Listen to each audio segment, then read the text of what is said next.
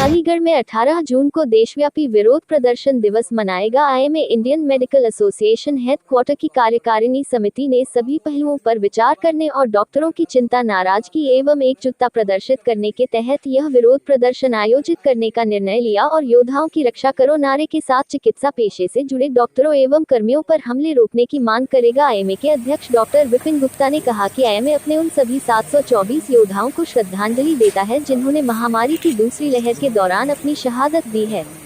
हमारे डॉक्टर 724 योद्धाओं की जान गंवा देने के बावजूद समर्पण भाव से स्वास्थ्य सेवा देते आ रहे हैं और कई डॉक्टर संक्रमित भी हो चुके हैं। आईएमए के सचिव डॉक्टर भरत कुमार वार्ष्णेय ने कहा, पिछले 2 सप्ताह के अंदर असम, बिहार, पश्चिम बंगाल, दिल्ली, उत्तर प्रदेश, कर्नाटक और कई अन्य जगहों पर डॉक्टरों पर हिंसा की कई घटनाएं हो चुकी हैं। कई डॉक्टरों की हड्डियां भी टूटी और कई गंभीर रूप से घायल भी हुए हैं। महिला डॉक्टरों के साथ भी गाली गलौच और हिंसक घटनाएं हुई हैं।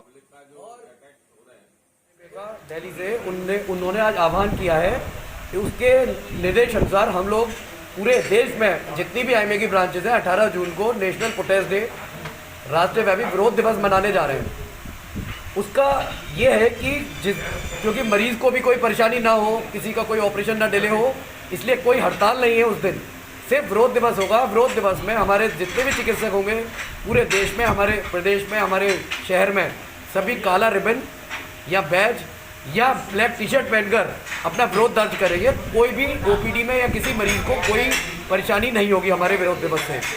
लेकिन हम ये क्यों कर रहे हैं ये भी आपको जानना पड़ेगा। इसका कारण ये है, आप पिछले 2-3 हफ्ते से देख रहे होंगे, असम की घटना आप लोगों ने देखी। बिहार में एक पीडियाट्रिशियन को किस तरीके से सड़क पे वो अपने टहलने जा रहे थे, उनको मारा, पूरा सिर फाड़ दिया उनका। आप लोगों ने देखा होगा, सब लोगों ने वीडियो देखे हैं। लेकिन एक गुस्सा हम लोग के अंदर ये भी है कि कोई भी अखबार में कवरेज नहीं आती इस चीज़ की कि जब किसी के साथ, चिकित्सक के साथ इस तरह की घटना होती है। लेकिन अगर एक 90 साल और 100 साल का आदमी भी मर जाए किसी हॉस्पिटल में तो उसको इस तरह दर्शाया जाता है कि पता नहीं कितनी बड़ी बात हो गई। कोई अगर हमारे यहाँ बिल्कुल लास्ट के हालात में लाएगा तो भाई डॉक्टर कोई भगवान नहीं है। और अब तो हमारी सरकार ने काफ़ी टाइम हो गया कंज्यूमर प्रोटेक्शन एक्ट लगा रखा है हम लोगों के ऊपर। अभी आपने तो कोई पूछ रहा था कि क्यों ऐसा हो रहा है कि डॉक्टर वो जो डेथ होती है उसमें क्या होना चाहिए।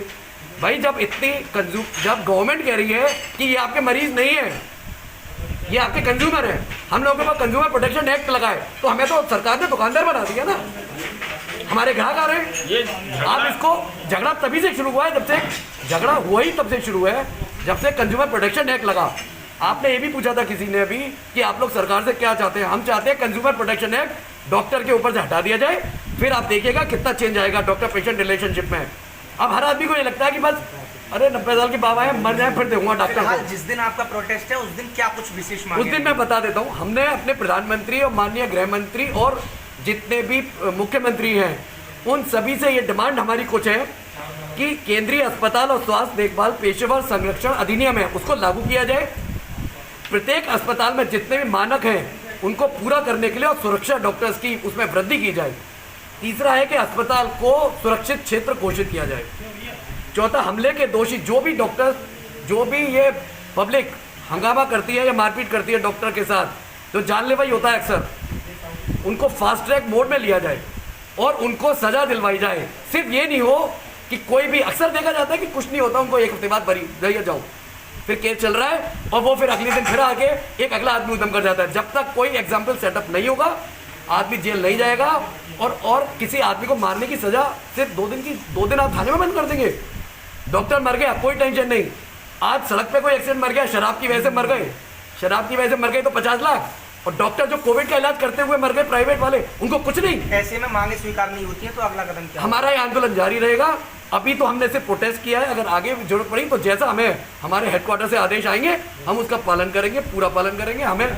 लेकिन हमें अपनी सरकारों पर विश्वास है कि हमारी कभी ना कभी तो सुनेगी। अंधकार है, अंधकार नहीं होगा। मुश्किल इस सेंस में हो गया है कि मरीज जरा भी गंभीर होता है तो घर वाले, उसके अटेंडेंट जो हैं डॉक्टर से उलझते हैं या मारपिटाई पे आ गए। तो ये कहना बहुत ज़रूरी है और हमारा आज इसकी पर हमारी चिंता भी है कि हमारे कई डॉक्टर पिट गए हैं, नाराज़ हो गए, हमारी नाराज़गी भी है। और हम सब ये चाहते हैं कि पब्लिक ऐसा कुछ ना करे, सरकार से भी ऐसा कुछ चाहते हैं कि ऐसा लॉ बनाए जिससे कि डॉक्टर बचे रहें, सेव द सेवियर हमने आज का नारा दिया हुआ है कि जो आपकी सेवा कर रहे हैं, जो आपको बचा रहे हैं, कम से कम उनका तो ख्याल रखो। पब्लिक पता नहीं क्यों इतनी वायलेंट होती जा रही है कि इतनी ज़ोर से मारती है कि हड्डी टूट जाए, किसी के चोट लग जाए।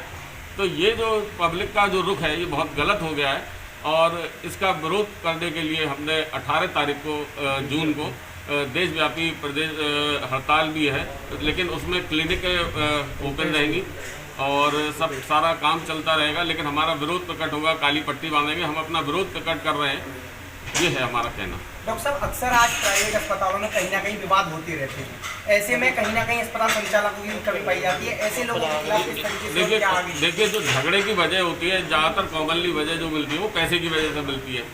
पब्लिक पैसा देना नहीं चाहती, सरकार में पैसा सरकार देती है। सरकारी हॉस्पिटल में जितने भी डॉक्टर रखे जाते हैं वो सरकार पेमेंट दे रही है उनको, वहाँ पे पेमेंट देने की जरूरत नहीं है, लेकिन पब्लिक वहाँ भी दे के आती है पेमेंट कि हमारा इलाज ठीक करना। हमको कोई सरकार एड नहीं दे रही, किसी तरह की कोई एड नहीं दे रही। उसके बावजूद अगर हम पैसे ले रहे हैं तो उन्हें देने में कष्ट होता है, क्योंकि उनकी जेब से जा रहा है सीधा। पब्लिक पैसे देने की झगड़े होते हैं ज़्यादातर। ऐसे में क्या कुछ आप गवर्नमेंट से ऐसी कोई मांग करना चाहेंगे, क्योंकि कहीं ना कहीं डॉक्टरों को और जो तीमारदार होते हैं उन लोगों को भी कहीं ना कहीं ये तो तीमारदार को समझना पड़ेगा। बेसिकली क्या चीज़ इंपॉर्टेंट है कि तीमारदार को पेमेंट करना है। सरकार तो हमें पेमेंट नहीं कर सकती, सरकार क्या बात का पेमेंट देगी प्राइवेट डॉक्टर्स को। तो हमारे यहाँ जो झगड़े होते हैं वो इसी वजह से होते हैं, पेमेंट के ऊपर ही होते हैं ज़्यादातर झगड़े होते हैं। क्या डॉक्टर साहब ऐसा नियम नहीं बनना चाहिए कि अगर किसी के परिवार का कोई व्यक्ति अगर डेथ हो जाती है अगर हॉस्पिटल में, तो हॉस्पिटल उसका जो बाकी का खर्चा है वो माफ कर मान लेता है? ये तो काफ़ी लोग छोड़ देते हैं, ये तो सभी के लिए इस तरीके का बनना नहीं। देखिए ऐसा है कि ये बात आपकी अपनी जगह सही है और ज़्यादातर लोग इसमें मानवीय आधार पर छोड़ देते हैं, ज़्यादातर छोड़ देते हैं। अगर कोई ले रहा है तो मैं यही कहूँगा कि भाई वो भी अगर जहाँ बच सके तो बेहतर है। लेकिन दिक्कत कहाँ आती है कि देखिए हम प्राइवेट डॉक्टर हैं, हमारे हर चीज़ का पैसा खर्च होता है, हमारे कोई भी फ्री में नहीं आती। हमारे पास सब तरह के मुलाकाती भी लोग आते हैं, सब तरह हमारे पास सारे टैक्स लग रहे हैं, हमारे पास सारी चीज़ों की जिम्मेदारी सरकार ने दी हुई है हमें। हमसे वसूली हर चीज़ की करी जा रही है, लेकिन हमारे को सेफ्टी कहाँ दी जा रही है? सरकार ने हमें कौन सी सेफ्टी दे रखी है? तो किस तरह की सेफ्टी चाहते हैं आप? भाई जो झगड़ा हो रहा है, जो मारपीट हो रही है, आप लोगों ने भी वीडियो देखा होगा कि कोई मतलब किसी भी चीज़ से मार रहा है, मतलब ये मारने का तरीका पब्लिक को नहीं समझदार होना चाहिए। मतलब पब्लिक इतनी मतलब उजड़ हो गई है, या क्या कहूँ मैं इस शब्द को, इसको मतलब क्यों? देखिए आप सेवा, आप मरीज लेकर इलाज करना जरूरी है।